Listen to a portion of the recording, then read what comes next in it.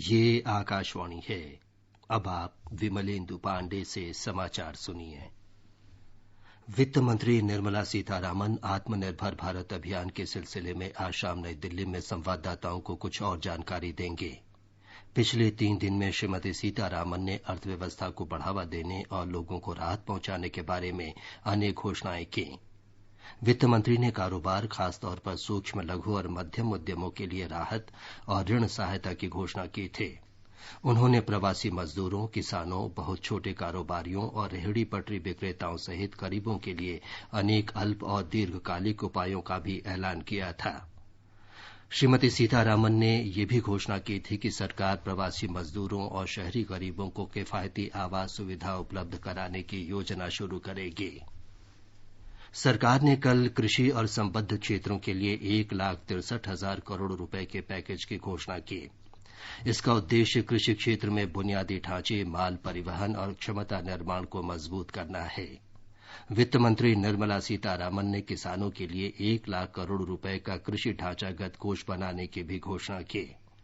इसके अलावा सूक्ष्म खाद्य उपक्रम, मवेशी टीकाकरण, डेयरी क्षेत्र, हर्बल खेती, मधुमक्खी पालन और फल तथा सब्जियों के लिए भी योजनाओं की घोषणा की गई। श्रीमती सीतारामन ने बताया कि सरकार किसानों, कृषि उपज संगठनों, प्राथमिक सहकारी संगठनों, कृषि उद्यमियों और कृषि ढांचागत कोष के अंतर्गत स्टार्टअप के लिए 1 लाख करोड़ रुपए देगी। ये कोष जल्द बनाया जाएगा। उन्होंने कहा कि किसानों को उपज का बेहतर मूल्य उपलब्ध कराने के लिए आवश्यक वस्तु अधिनियम में संशोधन किया जाएगा।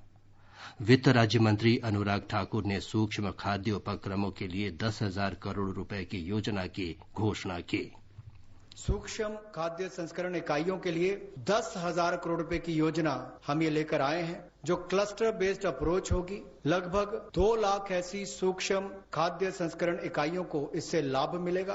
क्लस्टर बेस्ड पे हमने इसलिए कहा कि मान लीजिए कश्मीर में केसर है, नॉर्थ ईस्ट में बैम्बू शूट्स हैं, आंध्रा में चिल्ली है, उत्तर प्रदेश का आम है, तमिलनाडु का टर्मिक है, बिहार का मखाना हो, तो इस सब बातों को लेकर क्लस्टर अप्रोच बनाई जा सकती है। इसके माध्यम से इनकी टेक्नोलॉजी अपग्रेडेशन भी होगी, मार्केटिंग, ब्रांडिंग भी होगी।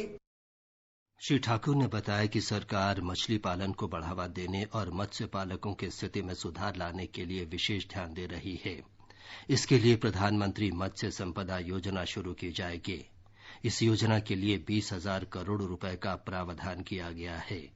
प्रधानमंत्री मत्स्य संपदा योजना, इसके लिए हमने 20,000 करोड़ रुपए का योजना लेकर आए हैं और इसमें जो कमियां थी पूरी वैल्यू चेन में, उसको पूरा करने का एक प्रयास है, ताकि हमारे मछुआरे भाई बहन इनको समुद्री और अंतर्देशीय मत्स्य पालन में इनका सम्मिलित विकास हो सके और उसको बल मिले। 11,000 करोड़ रुपया इसके लिए समुद्री और अंतर्देशीय मत्स्य पालन के लिए, एक्वाकल्चर की गतिविधियों के लिए मिलेगा और 9,000 करोड़ रुपया इसके आधारभूत ढांचे के विकास के लिए, चाहे वो फिशिंग हार्बर हो, कोल्ड चेन हो, मार्केटिंग की सुविधा हो, मंडियों की बात हो।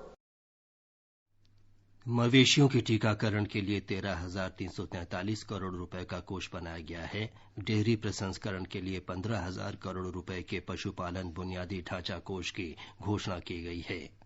वित्त राज्य मंत्री ने बताया कि हर्बल खेती को बढ़ावा देने के लिए 4,000 करोड़ रुपए के कोष की घोषणा की गई है। श्री ठाकुर ने बताया कि मधुमक्खी पालन के लिए 500 करोड़ रुपए का आवंटन किया गया है। सरकार ने सभी फलों और सब्जियों को ऑपरेशन ग्रीन के अंतर्गत लाने की घोषणा की है। पहले इसमें टमाटर, प्याज और आलू शामिल थे।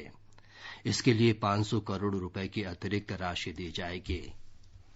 प्रधानमंत्री नरेंद्र मोदी ने वित्त मंत्री निर्मला सीतारामन के घोषित उपायों का स्वागत किया है। उन्होंने एक ट्वीट संदेश में कहा है कि इन उपायों से ग्रामीण अर्थव्यवस्था, किसानों, मछुआरों, पशुपालन और डेयरी क्षेत्र को मदद मिलेगी। श्री मोदी ने कृषि क्षेत्र में सुधार उपायों का विशेष रूप से स्वागत किया, जिनसे किसानों की आय में वृद्धि होगी। कृषि उत्पादों की बिक्री के लिए बनाया गया ई-नैम पोर्टल 18 राज्यों और 3 केंद्र शासित प्रदेशों की 1,000 मंडियों से जुड़ गया है। कृषि मंत्रालय के अनुसार कल 38 अतिरिक्त मंडियों को इस पोर्टल से जोड़ा गया। इनमें मध्य प्रदेश की 19, तेलंगाना की 10, महाराष्ट्र की 4 और गुजरात, हरियाणा, पंजाब, केरल और जम्मू कश्मीर की 1-1 मंडियां शामिल हैं।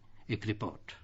किसानों के लिए व्यापार को आसान बनाने के उद्देश्य से प्रधानमंत्री नरेंद्र मोदी ने 2016 में ई नाम की शुरुआत की थी। ई नाम पोर्टल एक राष्ट्रीय कृषि बाजार है जो ऑनलाइन फसलों की बिकवाली का काम करता है। इससे किसानों को अपनी उपज को बेचने के लिए खुद थोक मंडियों में जाने की जरूरत नहीं होगी। कोरोना वायरस के संक्रमण के खतरे से बचने के लिहाज से ई नाम सुविधा काफी अहम है, क्योंकि यह सामाजिक दूरी को बनाए रखते हुए व्यापार करने की सुविधा प्रदान करता है। देश भर की कृषि उपज मंडियों को एक मंच पर लाकर किसानों को उनकी फसलों का उचित मूल्य दिलाने का प्रयास किया जा रहा है। इस पोर्टल के माध्यम से अब तक 1 लाख करोड़ रुपए से ज्यादा का कारोबार हो चुका है। वहीं पिछले 4 साल में 1 करोड़ 66 लाख किसान, 1,31,000 व्यापारी के अलावा 1,000 से अधिक किसान उत्पादक संगठन ई नाम से जुड़ चुके हैं। दीपेंद्र कुमार, आकाशवाणी समाचार।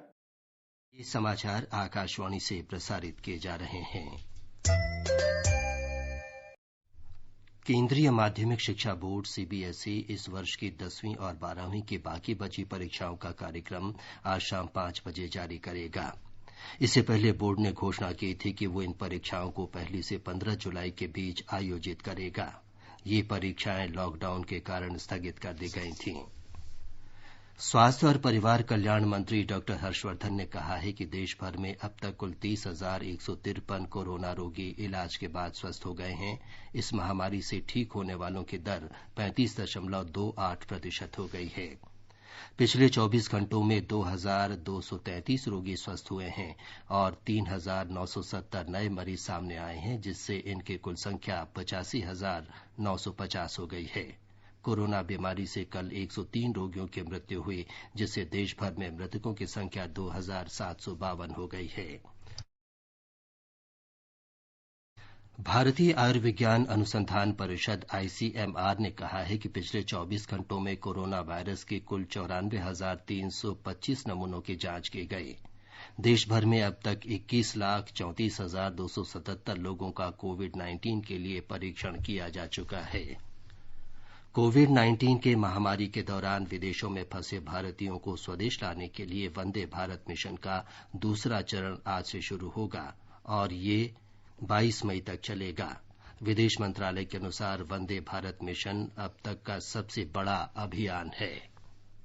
वंदे भारत मिशन का दूसरा सप्ताह अधिक व्यापक होगा। इसमें उन भारतीय नागरिकों को विदेशों से लाया जाएगा जो संकट में हैं और अपनी नौकरियां खो चुके हैं। ऐसे लोगों में प्रवासी कामगार भी शामिल हैं। इसके अलावा अल्पावधि वीजा की समाप्ति के कारण फंसे लोगों, आपातकालीन चिकित्सा का सामना कर रहे भारतीयों, गर्भवती महिलाओं और बुजुर्गों को प्राथमिकता दी जाएगी। यात्रा का खर्च यात्रियों को ही वहन करना होगा। इस महीने की 7 तारीख को वंदे भारत मिशन का पहला चरण शुरू हुआ था। इसके तहत 12 देशों से 15,000 भारतीय नागरिकों को वापस लाने के लिए एक विस्तृत योजना बनाई गई थी, जो कि कोरोना वायरस फैलने के कारण फंसे हुए थे। सुपर्णा सेकिया के साथ भूपेन्द्र सिंह, आकाशवाणी समाचार, दिल्ली। उत्तर प्रदेश में आज तड़के औरैया जिले में राष्ट्रीय राजमार्ग पर सड़क दुर्घटना में 24 प्रवासी मजदूरों की मृत्यु हो गई। सभी मजदूर फरीदाबाद से गोरखपुर जा रहे थे। ये दुर्घटना लगभग 3:30 बजे सदर कोतवाली क्षेत्र में मिहोली गांव के निकट हुई। जिलाधिकारी अभिषेक सिंह ने आकाशवाणी को बताया कि ट्रक में 81 मजदूर फरीदाबाद से गोरखपुर जा रहे थे। ये ट्रक एक ढाबे के बाहर खड़ा था और पीछे से आ रहा एक ट्रक उससे टकरा गया। इस दुर्घटना में मारे गए लोग बिहार, झारखंड और पश्चिम बंगाल के थे। राष्ट्रपति रामनाथ कोविंद, उपराष्ट्रपति एम वेंकैया नायडू और प्रधानमंत्री नरेंद्र मोदी ने इस दुर्घटना पर दुख व्यक्त किया है। एक ट्वीट संदेश में श्री कोविंद ने कहा है कि स्थानीय प्रशासन पीड़ितों की सहायता के लिए सभी आवश्यक कदम उठा रहा है। जम्मू कश्मीर में सुरक्षा बलों ने एक संयुक्त अभियान के तहत जिले के खान सैब थाना क्षेत्र में कल लश्कर-ए-तैयबा की एक शीर्ष आतंकवादी ज़ोहुर वानी को गिरफ्तार किया। उसकी निशानदेही पर हथियार, गोला बारूद और अन्य आपत्तिजनक सामग्री बरामद की गई।